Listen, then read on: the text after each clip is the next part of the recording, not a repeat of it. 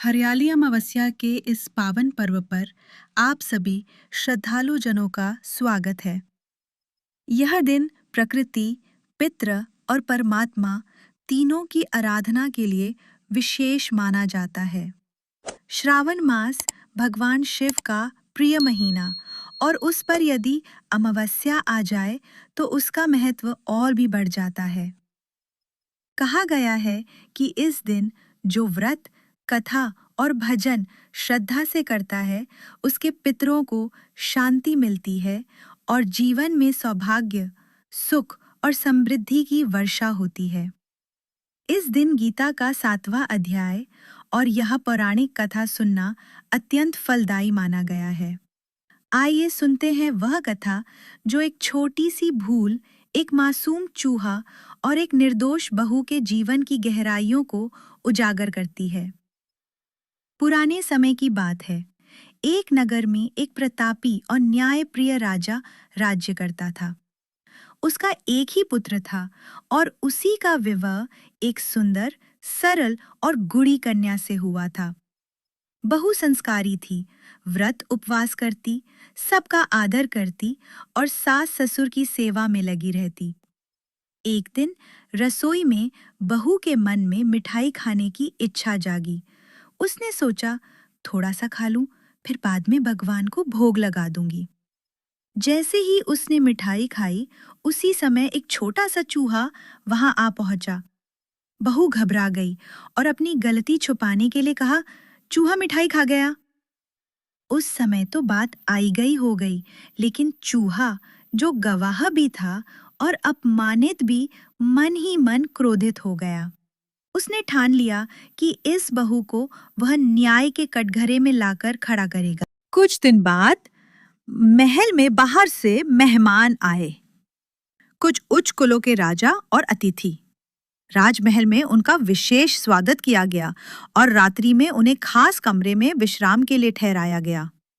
रात के अंधेरे में वो चूहा चुपचाप आया और बहू की सुंदर रेशमी साड़ी खींचकर उन मेहमानों के कमरे में डाल दी। सुबह जब मेहमानों की नींद खुली तो वे चौंक गए। एक महिला का वस्त्र उनके कमरे में, ये अपमानजनक बात थी। बात तुरंत राजा तक पहुंची। राजा को जब ये पता चला कि उनकी बहू का वस्त्र वहां पाया गया है, तो उन्होंने बिना पूरी बात सुने ही निर्णय सुना दिया। इस अपमान के लिए मेरी बहू दोषी है, उसे तुरंत महल से निकाल दिया जाए। बहू रोती रही, गिड़गिड़ाती रही, पर किसी ने नहीं सुना। उसे महल से निकालकर जंगल की ओर भेज दिया गया। अब वो बहू, जो कभी रेशम की साड़ियों में रहती थी, सोने चांदी के बर्तनों में खाती थी, अब अकेली थी, निर्जन वन में। पर उसने ईश्वर पर विश्वास नहीं खोया। वो प्रतिदिन पीपल के पेड़ के नीचे बैठती, मिट्टी का दीपक जलाती, पूजा करती और ज्वार बोती। वो हर शाम भगवान को स्मरण करके गुड़धानी का प्रसाद बनाती और राहगीरों में बांट देती। दिन बीतते गए, सावन आया, अमावस्या आई, पर उस स्त्री की भक्ति में कमी नहीं आई।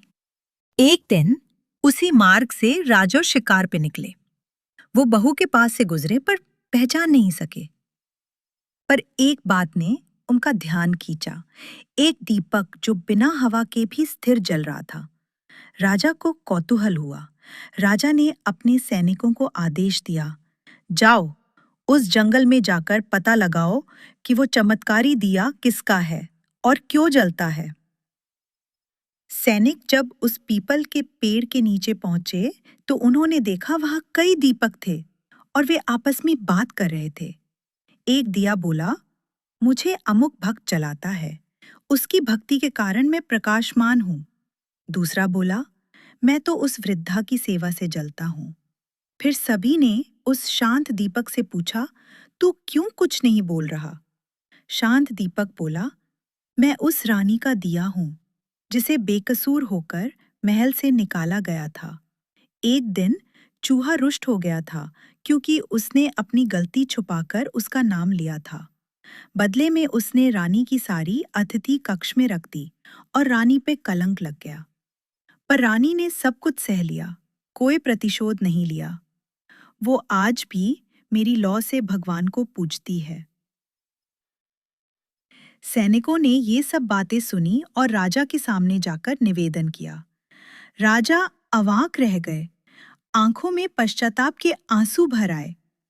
मैंने कैसे अपनी बहू पर विश्वास नहीं किया, उसकी निष्ठा पर शक कर बैठा।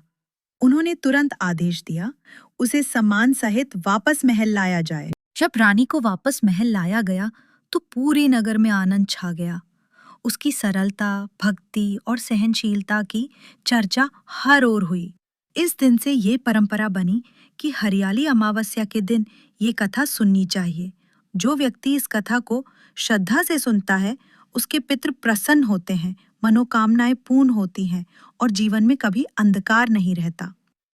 आपसे एक विनम्र निवेदन, यदि आपको ये हरियाली अमावस्या की कथा भावपूर्ण लगी हो तो कृपया इस वीडियो को लाइक करें, कमेंट करें, हर हर महादेव और शेयर करना ना भूलें।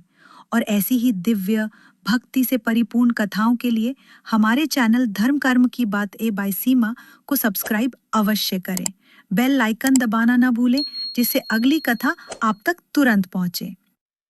हरियाली अमावस्या की आप सभी को हार्दिक शुभकामनाएं। जय भोलेनाथ, हर हर महादेव।